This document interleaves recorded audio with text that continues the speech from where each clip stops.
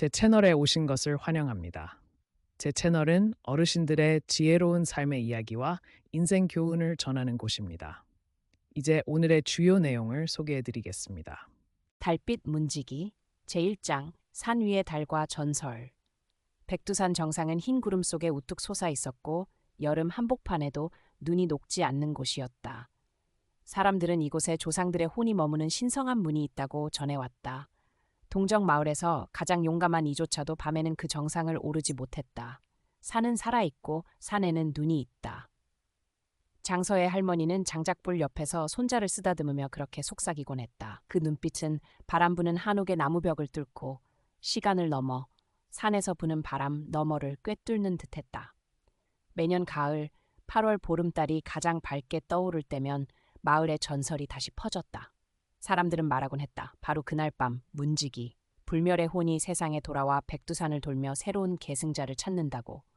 그 문지기의 실체를 아는 이는 아무도 없었다. 어떤 이는 그것이 해와 달 같은 눈을 가진 거대한 백호라 했고, 또 어떤 이는 어깨까지 머리가 길고 허리가 굽은 채 대나무 지팡이를 짚고 이끼 낀 나무들 사이를 걷는 백발의 노인이라 했다.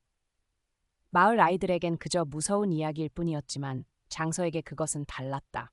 그것은 매혹이었다. 어린 시절부터 가슴 깊이 간직한 신비이자 갈망이었다. 그는 남쪽 산기슭의 작은 농가에서 태어났다. 그곳은 사계절 맑은 계곡물이 흐르고 매일 아침 딱따구리 소리가 참나무를 두드리는 곳이었다. 장서는 역병으로 부모를 일찍 여의고 할머니 밑에서 자랐다. 할머니는 마을에서 유일하게 옛 제래 노래와 고진 장군의 전설을 기하는 분이었다. 고진 장군은 만청 군대와 싸우다 전사하고 산신으로 추앙받은 이였다. 그분의 혼은 백두산 정상 하늘문에 살아있단다. 할머니는 떨리는 목소리로 말했다. 보름달 뜨는 밤에 산에 올라가선 안 돼. 절대. 하지만 바로 그 금기야말로 장서의 어린 마음을 더욱 들뜨게 했다. 그해 장서는 15이었다. 곡식이 풍성하고 감이 빨갛게 익어 대나무 바구니에 담긴 계절이었다. 달은 일찍 떠올라 하늘에 둥글게 떠 있었고 달빛은 마치 흰 우유처럼 땅을 덮었다. 마을은 추석 준비로 분주했다. 누군가는 송편을 빚고 누군가는 종이등을 걸었으며 아이들은 줄넘기를 하고 어른들은 마을 정자에 모여 옛 이야기를 나눴다. 오늘 밤은 신성한 밤이란다. 할머니는 속삭이듯 말했다.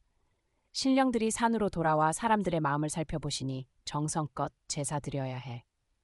떡과 막걸리, 향을 조상 제단에 올리자 향 연기는 달빛과 섞여 모든 것을 느릿하게 만들고 고요하게 만들었다. 하지만 장서의 가슴 속엔 알 수 없는 파도가 일렁였다. 그는 더는 전설만 듣고 살고 싶지 않았다. 직접 보고 싶었다. 확인하고 싶었다. 세대들이 이름조차 제대로 부르지 못했던 그 실체를 자신의 눈으로 보고 싶었다. 달이 머리 위에 이르기 전 그는 조용히 집을 빠져나왔다. 낙엽 위를 스치는 듯 가벼운 발걸음, 헌저고리는 달빛에 펄럭였다. 장서는 주머니에 주먹밥, 오래된 대나무 피리, 그리고 아버지가 남긴 작은 칼을 챙겼다. 산으로 향하는 길은 마을 사람들이 오래전 버려둔 오솔길이었고 이끼 낀 돌들과 낙엽이 길을 가려놓고 있었다. 그러나 그는 주저함 없이 걸었다. 그의 가슴엔 두려움보다 갈망이 가득했다. 달빛은 나무 밑둥, 이끼 바위, 꽃잎을 은색으로 물들였다. 장서는 고대 문자들이 새겨진 거대한 바위 앞에 멈춰섰다. 문자들은 달빛에 반짝였고 장서는 그 위에 손을 얹었다. 이상하게도 따뜻한 기운이 손끝으로 퍼져나왔다. 그 순간 거센 바람이 불고 숲은 살아 움직이는 듯 흔들렸다. 어디선가 들려온 새의 울음은 부엉이도 매도 아닌 낯선 소리였다. 장서가 고개를 들자 그곳에 노인이 있었다. 그는 거대한 설송 옆에 서 있었다. 허리는 굽었고 발끝까지 내려오는 흰 옷을 입고 있었다. 손엔 대나무 지팡이를 짚고 있었고 얼굴은 달빛에 가려 잘 보이지 않았지만 눈빛만은 불꽃처럼 빛났다. 이 밤중에 여긴 무슨 일로 왔느냐, 소년이여? 노인의 목소리는 마치 대지 깊은 곳에서 울려 나오는 듯했다. 장서는 침을 꿀꺽 삼켰지만 물러서지 않았다. 문지기가 정말 존재하는지 알고 싶습니다. 노인은 한참을 말없이 바라보다가 천천히 나무 그늘 밖으로 걸어 나왔다. 그의 얼굴은 주름지고 고단해 보였지만 따뜻하고 자비로웠다. 마치 100년을 바람 속에서 살아도 인정을 잃지 않은 얼굴이었다. 이름이 무엇이냐? 장서입니다. 동정 마을에서 왔습니다. 보름달 밤에 산을 오르는 것이 조상의 금기를 어기는 일이란 걸 아느냐? 압니다. 하지만 저는 평생 듣기만 하며 살 순 없습니다. 제 눈으로 진실을 보고 싶습니다. 노인은 조용히 장서의 눈을 들여다보다가 슬프지만 너그러운 미소를 지었다. 용기 있구나. 그러나 지혜 없는 용기는 화를 부른다. 진실을 알고 싶다면 세 가지를 통과해야 한다. 무엇인가요? 장서의 목소리는 결의에 차 있었다. 쉬어, 충, 그리고 근원연에 대한 질문이다. 노인은 다시 등을 돌렸고 흰 옷자락은 달빛 속에서 안개처럼 흩날렸다. 아무 말 없이 앞으로 나아갔다. 장서는 망설임 없이 그의 뒤를 따랐다. 그들은 하늘을 찌를 듯한 고목 사이로 들어갔다. 영혼만이 기억하는 길, 세기의 이끼와 침묵을 품은 숲 속으로. 그날 밤 백두산은 1000년 동안 숨겨온 비밀의 문을 열었다. 장서는 단지 숲에 들어선 것이 아니었다. 그는 또 하나의 세계로, 신령과 조상, 민족의 혼이 살아 숨쉬는 그 세계로 걸어 들어갔다. 그리고 그곳은 한 사람, 진심과 용기를 모두 지닌 자, 만을 기다리고 있었다. 달빛 문지기, 2장, 세 가지 물음, 세 갈래 길.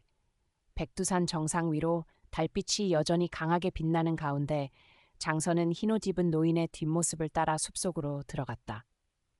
산과 숲은 마치 생명을 얻은 듯 달라졌고 나뭇잎은 고요히 속삭이듯 울려 퍼지는 옛 노래 같았으며 땅은 수천 년의 기억을 품은 듯 무겁게 느껴졌다. 북쪽에서 불어오는 찬바람은 지난 겨울의 냉기를 품었고 장서의 발은 쌓인 낙엽 사이로 가볍게 푹 들어갔지만 그 소리는 들리지 않았다. 마치 전 세계가 숨죽인 채 무언가를 기다리는 듯했다. 노인은 거대한 소나무 옆에서 멈춰섰다. 그 나무는 하늘을 가리고 있었으며 장서가 고개를 들면 멀리 동정 마을의 반짝이는 불빛이 고요히 계곡 아래 저 멀리 보였다. 노인이 물었다. 내 조상이 있고 마을이 있고 내 삶이 있다. 모두 저 아래에 있다. 네가 걷는 모든 길은 결국 그 뿌리로 통하기 마련이지. 장서가 끄덕이자 노인은 손짓으로 앞으로 안내했다. 그러자 이끼 가득한 돌로 된 작은 문이 눈앞에 나타났다. 문은 높지 않았지만 학, 호랑이, 구불구불한 강과 산의 문양이 섬세히 새겨져 있었다. 장서가 지나자 공간이 갑자기 변했다. 달빛은 사라지고 바람은 멈추었으며 멀리서 흐르던 물소리가 마치 꿈결처럼 은은히 울려 퍼졌다. 첫 번째 시험이다. 노인이 말했다. 효에 대한 물음이다. 너는 행위로 답해야 한다. 숲길은 작은 협곡으로 이어졌고 장서는 주저없이 발걸음을 옮겼다. 몇 걸음 후 그는 마치 살아있는 과거의 기억 속으로 들어간 듯했다. 한겨울의 동정 마을이 눈에 보였고 온 마을은 하얗게 덮였으며 칼바람이 얼굴을 찢을 듯 불어왔다. 그 속에서 할머니 젊었을 적 모습이 보였다. 난로 옆에서 몸을 떨며 심한 기침을 하는 모습이었다. 주방에는 몇 개의 배추와 말린 고구마 몇 개만 있었다. 장서는 그것이 환상이 아님을 직감했다.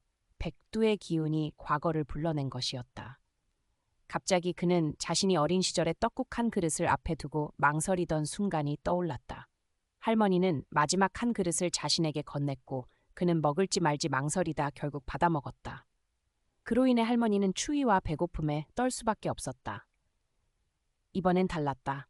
장서는 조용히 앞으로 다가가 그 환영 속에 자신이 할머니에게 그릇을 다시 건네며 말했다. 할머니, 저는 배고프지 않아요. 이거 드세요.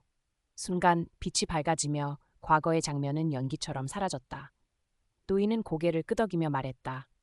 효는 단순한 제사나 형식이 아니다. 평생을 바친 이에게 자신의 몫을 내어줄 줄 아는 것이 진정한 효다. 그들은 다시 걸음을 옮겼다. 달빛이 다시 모습을 드러내었지만 희미해졌다. 숲길은 점점 높아졌고 드디어 한 거대한 바위 틈에 이르렀다. 향긋한 소나무 수액 냄새가 숨결처럼 감돌았다. 두 번째 시험이다. 노인은 말했다. 충에 대한 물음이다. 충이란 임금뿐 아니라 옳은 길과 정의를 위해서도 지킬 줄 알아야 한다. 설령 혼자서라도. 장서는 영묘한 곳으로 안내되었다. 그곳은 더 이상 숲이 아니었고 지방관청의 마을 회관처럼 보였다. 청색과 흑색 한복 차림의 관리들이 부채를 들고 엄숙히 서 있었다.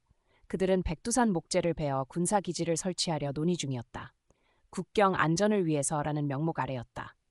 그러자 한 관리가 외쳤다. 반대하는 자는 왕에게 반역한로 체포되리라. 그 순간 마을 대표가 일어섰다. 산으로 향하는 길은 마을 사람들이 오래전 버려둔 오솔길이었고 이끼 낀 돌들과 낙엽이 길을 가려놓고 있었다. 그러나 그는 주저함 없이 걸었다. 그의 가슴엔 두려움보다 갈망이 가득했다. 달빛은 나무 밑둥, 이끼 바위, 꽃잎을 은색으로 물들였다. 장서는 고대 문자들이 새겨진 거대한 바위 앞에 멈춰 섰다.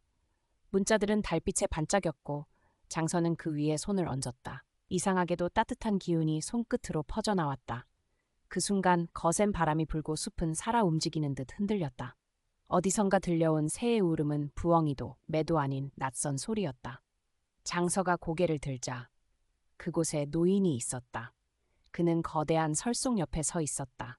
허리는 굽었고 발끝까지 내려오는 흰 옷을 입고 있었다. 손엔 대나무 지팡이를 짚고 있었고 얼굴은 달빛에 가려 잘 보이지 않았지만 눈빛만은 불꽃처럼 빛났다. 이 밤중에 여긴 무슨 일로 왔느냐, 소년이여? 노인의 목소리는 마치 대지 깊은 곳에서 울려 나오는 듯했다. 장서는 침을 꿀꺽 삼켰지만 물러서지 않았다. 문지기가 정말 존재하는지 알고 싶습니다. 노인은 한참을 말없이 바라보다가 천천히 나무 그늘 밖으로 걸어 나왔다. 그의 얼굴은 주름지고 고단해 보였지만 따뜻하고 자비로웠다. 마치 100년을 바람 속에서 살아도 인정을 잃지 않은 얼굴이었다. 이름이 무엇이냐? 장서입니다. 동정 마을에서 왔습니다. 보름달 밤에 산을 오르는 것이 조상의 금기를 어기는 일이란 걸 아느냐? 압니다. 하지만 저는 평생 듣기만 하며 살 순 없습니다. 제 눈으로 진실을 보고 싶습니다. 노인은 조용히 장서의 눈을 들여다보다가 슬프지만 너그러운 미소를 지었다. 용기 있구나. 그러나 지혜 없는 용기는 화를 부른다. 진실을 알고 싶다면 3가지를 통과해야 한다. 무엇인가요? 장서의 목소리는 결의에 차 있었다. 혀, 충, 그리고 근원, 근원에 대한 질문이다. 노인은 다시 등을 돌렸고 흰 옷자락은 달빛 속에서 안개처럼 흩날렸다. 아무 말 없이 앞으로 나아갔다. 장서는 망설임 없이 그의 뒤를 따랐다. 그들은 하늘을 찌를 듯한 고목 사이로 들어갔다. 영혼만이 기억하는 길, 세기의 이끼와 침묵을 품은 숲 속으로. 그날 밤 백두산은 1000년 동안 숨겨온 비밀의 문을 열었다. 장서는 단지 숲에 들어선 것이 아니었다. 그는 또 하나의 세계로, 신령과 조상, 민족의 혼이 살아 숨쉬는 그 세계로 걸어 들어갔다. 그리고 그곳은 한 사람, 진심과 용기를 모두 지닌 자만을 기다리고 있었다. 제3장 깨어나는 산. 그달 밝던 밤 이후로 장서는 더 이상 백두산 자락을 떠도는 어리둥절한 소년이 아니었다. 그의 가슴 속엔 불씨가 피어 있었다. 격렬하지도 눈부시지도 않았지만 언제나 타오르는 불씨. 동정 마을로 돌아온 뒤에도 모든 것은 그대로였다. 기울어진 초가집, 붉은 아침 죽냄새, 그리고 늦잠 자는 장서를 꾸짖는 할머니의 잔소리까지. 그러나 장서에게 세상은 이미 달라져 있었다. 문눈이라 불리는 검은 돌, 3개의 산맥과 눈동자 문양이 새겨진 그 돌은 이제 헝겊에 쌓여 집더미 아래에 숨겨져 있었다. 가끔 꺼내 손을 얹으면 돌에서가 아닌 어떤 뿌리 깊은 기억에서 오는 따스함이 퍼졌다. 그러나 평온은 오래가지 않았다. 8월 어느 저녁, 달이 막 산 위로 고개를 내밀 무렵 마을 전체를 뒤흔드는 소식이 퍼졌다.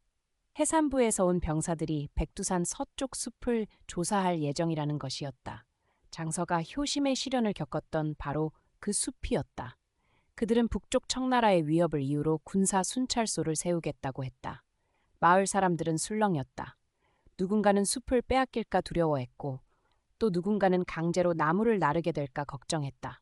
과거엔 마을의 목소리가 되어주던 이장도 병으로 쓰러져 이제 누구도 앞장서려 하지 않았다. 그러나 눈길은 어느새 장서에게 향하고 있었다. 아무도 말은 안 했지만 모두 알고 있었다.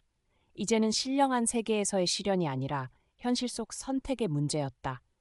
이번에는 하얀 옷의 노인도 길을 비춰주는 달빛도 없었다. 그 밤 할머니가 장서를 부엌 숯불 앞에 불러 앉혔다. 알고 있겠지. 할머니가 느릿하게 말했다.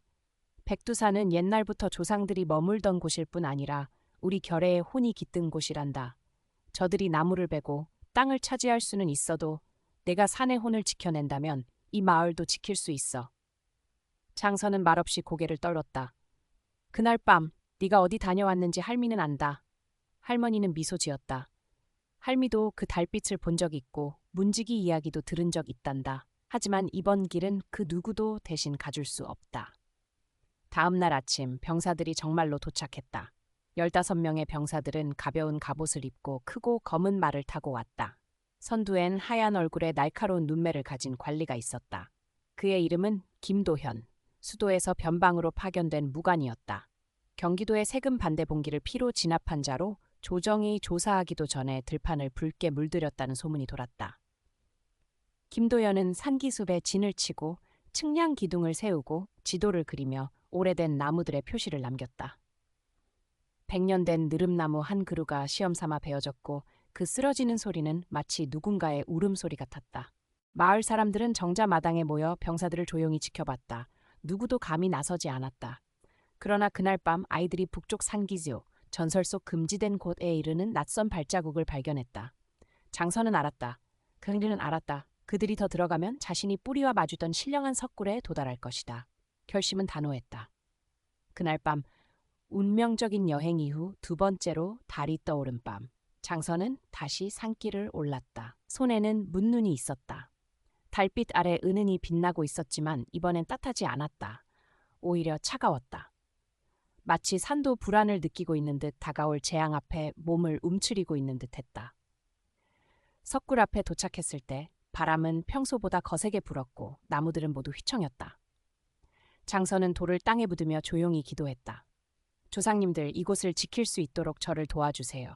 제 자신을 위해서가 아니라 이곳에 살아갈 이들을 위해서. 그는 다시 마을로 내려가 아무도 감히 하지 못한 선택을 하기로 했다. 김도현과 맞서는 것.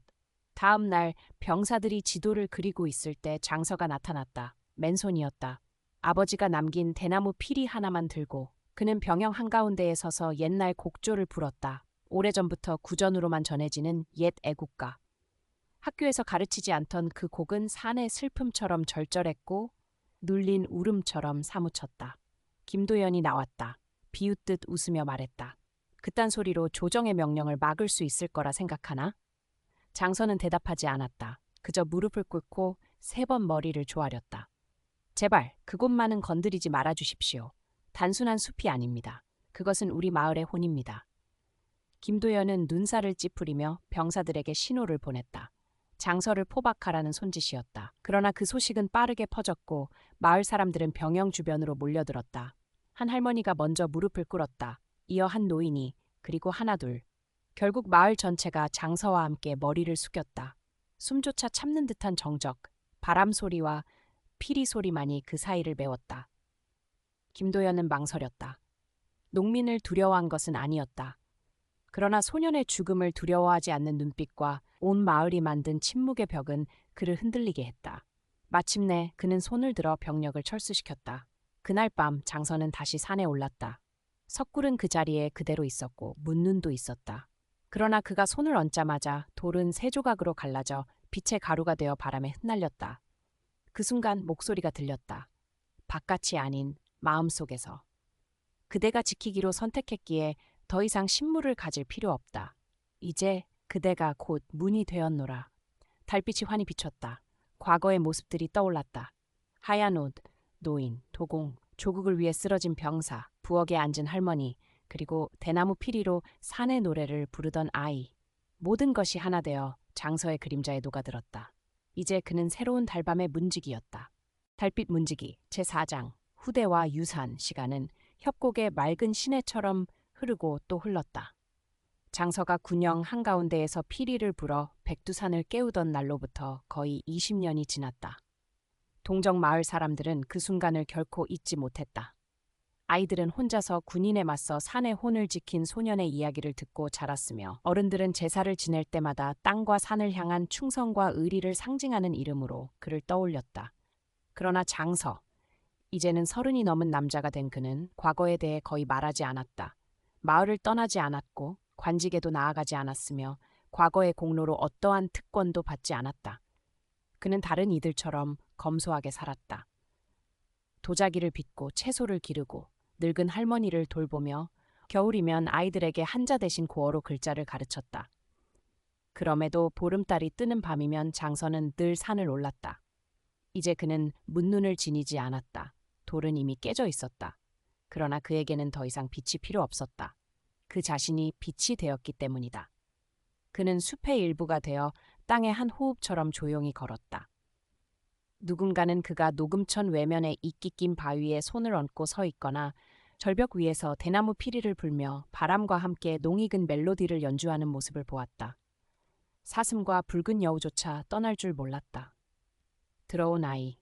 한민 어느 가을 하얀 서리가 초가집 지붕 위에 내려앉은 날, 한 소년이 장서의 삶 속에 다가왔다. 그 소년은 이름 없는 고아였다. 낡은 담요에 쌓여 숲 가장자리에 버려진 채 발견되었다. 마을 사람들은 공동으로 돌봤지만 아무도 제대로 돌보지 않았다. 아이는 사슴처럼 거침없고 야생적이었다. 글자 공부를 싫어했지만 나무 타기와 새 잡기를 좋아했고 어느 날 보름달이 뜬 밤에는 금지된 숲으로 몰래 들어갔다. 마을 사람들이 그를 데려왔을 때 한미는 활짝 웃으며 말했다. 산에서 누군가 날 부르는 소리를 들었어요. 무서워하지 말라 했어요. 문지기님이 기다린대요. 마을 전체는 술렁였다. 전설을 어린이에게 전해야 할지 몰라 초조해졌다. 그러나 장서는 묵묵히 그 말을 듣고 다음날 한민을 찾아갔다. 사제지간의 시작, 두 사람은 함께 매일 아침 도자기 작업장에서 시간을 보냈다. 흙을 반죽하고 불을 지피는 법, 가마에서 불어나오는 바람 소리를 듣는 법을 배웠다. 오후에는 대나무 숲을 걷고 짐승 발자국을 구별하고 달빛으로 음력을 알아보는 법을 배웠다. 한 번은 한민이 물었다. 선생님, 왜 누구도 선생님을 달빛 문지기라고 부르지 않나요? 장서는 미소 지으며 답했다.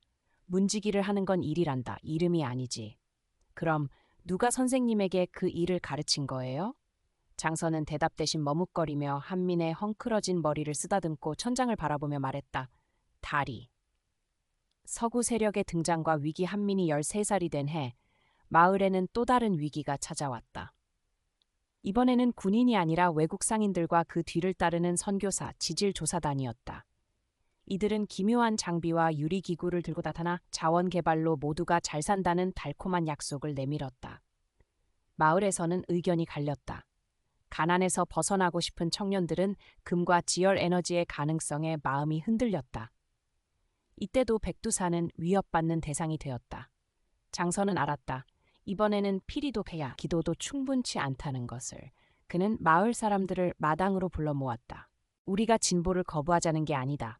하지만 뿌리를 지키지 못하면 아무리 높이 날아도 소용없다. 이때 어떤 노인이 일어나 말했다.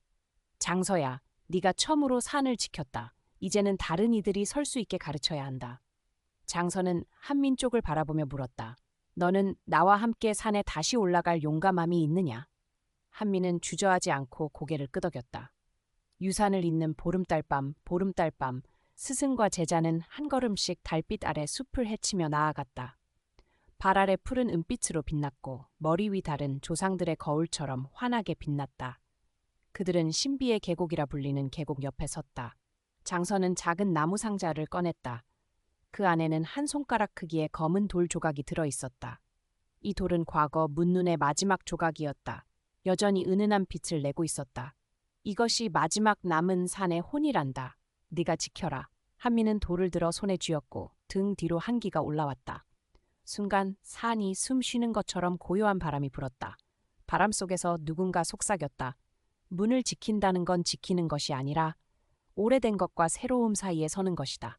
신성한 것과 일상 사이, 민중과 하늘 사이에 서는 것이다. 다음 날 한미는 마을 광장에 섰다. 제자는 스승처럼 길게 설명하지 않았다. 단지 그 돌 조각을 꺼내 마을회관 중앙에 올려두었다. 이곳을 지키지 못한다면 책이나 기계로 배운 모든 것은 무얼 위해 쓰겠는가? 한 청년이 일어나 그의 손을 잡았다. 그리고 또 한 사람, 또 한 사람씩 손을 잡았다. 결국 마을 청년들이 주축이 되어 채굴 캠프에 반대했다. 청원서를 작성해 관청에 제출했고 외부인의 움직임을 감시했다. 이번에는 2세대 만에 마을 스스로 산을 지키는 결정을 내렸다. 은거와 이야기꾼으로서 장서는 산 아래로 내려오지 않았다. 그는 정상 근처 안개와 새소리에 둘러싸인 작은 오두막을 지었다. 정월이나 추석 보름이면 다시 마을에 나타나 낡은 옷을 입고 나무 아래 앉아 아이들에게 옛 이야기를 들려주었다. 옛날 달빛 소리를 들은 소년이 있었다. 한미는 자라 마을의 선생이 되었지만 늘 돌 조각을 가지고 다녔다. 그는 자신을 달빛 문지기라고 부르지 않았다. 그러나 보름달 밤이면 마을 변두리에서 초록빛이 부드럽게 스며 나오는 것을 사람들은 여전히 보았다. 달빛의 속삭이는 산의 숨결을 듣는 새로운 영혼의 존재를. 끝맺음. 믿음이 곧 문이다. 어느 봄날 아침 백두산에 쌓였던 눈이 녹을 즈음 한미는 바위 위에 서서 계곡을 내려다보고 있었다. 달은 흐릿하게 마치 낮에도 떠 있는 듯했고 땅 냄새와 뿌리의 향기가 바람에 섞였다. 그리고 그는 들었다. 귀가 아닌 가슴으로. 문을 지키려면 열쇠를 손에 쥘 필요 없다. 단지 믿음을 지키면 된다. 한미는 고개 숙였다. 그리고 조용한 미소를 지었다. 그 순간 그의 속에 비로소 평화가 찾아왔다. 제4장 끝. 달이 산을 넘을 때 마지막 장 수년이 흐른 뒤 동정마을은 지도 속 희미한 이름에 불과해졌다. 흙길은 검은 아스팔트로 바뀌고 국도로 이어졌다. 초가집은 기와로, 기와는 다시 유리와 철로 대체되었다. 아이들은 더 이상 문지기 놀이를 하지 않았다. 그들은 손바닥 속 반짝이는 화면에 빠져 있었다. 장서라는 이름은 민담이 되었다. 그 시절 소년이 실제 인물이었는지 아니면 마을 사람들이 세월에 맞서기 위해 지어낸 전설인지 아무도 확신하지 못했다. 선택된 제자 한민도 이제는 늙었고 머리는 백두산의 재처럼 희게 새어 있었다. 하지만 그는 여전히 숲 가장자리, 옛날 문눈이 보름마다 빛나던 옛 시냇가 근처에서 살고 있었다. 1. 도시에서 온 초대 어느 여름날, 서울에서 온 대학생들이 마을에 도착했다. 그들은 국립대학교 민속학과 소속이었고 카메라와 녹음기, 전쟁을 겪지 않은 세대 특유의 호기심 어린 눈빛을 지니고 있었다. 문지기 전설에 대해 들었습니다. 사라지기 전에 기록하고 싶습니다. 그때 한미는 부엌 아궁이 옆에서 대나무를 깎고 있었다. 그는 미소 지으며 말했다. 전설은 기록할 수 없어요. 전설은 책 속에 살지 않소. 땅속과 산의 숨결 속에 살아있지. 그러면서도 그는 그들을 집에 머물게 했다. 매일 밤 불빛 아래에서 그는 조용한 속삭임으로 장서에 대해 이야기했다. 달밤, 남은 돌 조각, 옥처럼 맑은 샘물, 그리고 마음이 맑아야만 열리는 숲속길에 대해. 처음엔 학생들이 영상만 찍었지만 시간이 지나면서 카메라를 내려놓고 가만히 앉아 이야기를 들었다. 어떤 이는 눈물을 흘렸고 어떤 이는 꿈속에서 산이 자기 이름을 부르는 걸 보았다고 했다. 서울 출신의 지은이라는 젊은 여성은 어느 날 밤 홀로 대나무 피리 하나만 들고 백두산 꼭대기 길을 따라 올라갔다. 그녀가 돌아왔을 때 아무 말도 하지 않았다. 다만 그 피리를 한민의 문 앞에 놓고 깊이 머리를 숙였다. 2. 바람이 바뀌다. 1년 후 정부는 백두산 지역의 지열 에너지 개발 프로젝트를 발표했다. 국제 투자자들이 몰려들었다. 동정마을 옛 자락에 바로 현대식 사무실 건물이 들어섰다. 이번에는 한민이 더 이상 직접 나설 수 없었다. 그러나 그해 여름밤 이야기 속에 앉았던 학생들은 이제 교사, 기자, 엔지니어가 되어 있었다. 그들은 영혼은 팔지 않는다는 뜻의 혼산불매, 혼산부마이 캠페인을 시작했다. 장서의 이야기를 여러 언어로 번역해 웹사이트에 게시했고 산문의 소리라는 음악회를 열어 달빛 아래 대나무 피리 연주를 선보였다. 지은은 감독이 되었다. 그녀는 다큐멘터리 마지막 문지기를 만들었다. 산을 찍지 않았고 카메라는 그저 한민의 마른 손이 작은 돌 조각에 닿는 장면을 비추었다. 마지막 장면은 고요한 침묵 속 피리 소리뿐이었다. 영화는 퍼졌다. 국제 언론은 그것을 실용주의에 맞선 문화 상징이라 불렀다. 지열 개발은 무기한 보류되었다. 인근 주민들은 다시 숲으로 향했다. 농사를 짓기 위함이 아니라 듣기 위해서였다. 3. 달빛의 영원한 언어. 한민은 어느 조용한 보름밤 세상을 떠났다. 그가 남긴 것은 손글씨 한 장이었다. 문지기는 사람이 아닙니다. 그것은 하나의 믿음입니다. 만약 너희가 여전히 달의 소리를 들을 수 있다면 너희가 다음 문지기입니다. 그 편지는 서울의 새로 지어진 민속문화박물관에 전시되었다. 그런데 이상한 일이 있었다. 달빛이 밝은 밤이면 그 편지 앞에 선 방문객들이 숲속에서 들려오는 듯한 아주 희미한 피리 소리를 듣곤 했다. 4. 전설은 다치지 않는다. 수년이 지나 서준이라는 소년이 엄마와 함께 도시 외곽에 살고 있었다. 그는 산도, 숲도, 장서도 몰랐다. 그러나 보름달이 뜰 때면 그는 이상한 동그라미들을 그리고 아무도 가르쳐주지 않은 멜로디를 중얼거렸다. 어느 날 그는 엄마에게 말했다. 하얀 머리카락을 가진 할아버지가 산에 서 있었어요. 그분이 말했어요. 이 문을 잠시 맡아달라고요. 그의 엄마, 과거 지은의 제자였던 그 여성은 아무 말 없이 눈물을 흘렸다. 그리고 그렇게 이야기는 계속되었다. 맺은 말, 사라지지 않는 유산. 아무도 장서가 실존했는지 확신하지 못한다. 문눈이 정말로 빛났는지 혹은 단지 상상 속 기억인지 모른다. 그러나 어딘가 보름달밤 숲속을 스치는 피리 소리 속에서 은빛이 물결치는 개울가에서 그리고 신성한 것을 여전히 믿는 사람들의 마음속에서 문지기는 살아있다. 이름도 동상도 필요 없다. 단지 산의 소리를 들을 줄 알고 달에게 했던 약속을 지킬 수 있는 사람 하나면 된다. 오늘 이야기를 들어주셔서 감사합니다. 당신의 마음도 언젠가 달빛 아래에서 한 번이라도 떨린 적이 있다면 좋아요를 눌러 이 이야기가 더 멀리 퍼질 수 있도록 해주세요. 그리고 아직 끝나지 않은 전설 속 동화 같은 길을 계속 걷고 싶으시다면 구독과 알림 설정을 잊지 마세요. 다시 만나요. 또 다른 달빛의 밤에서.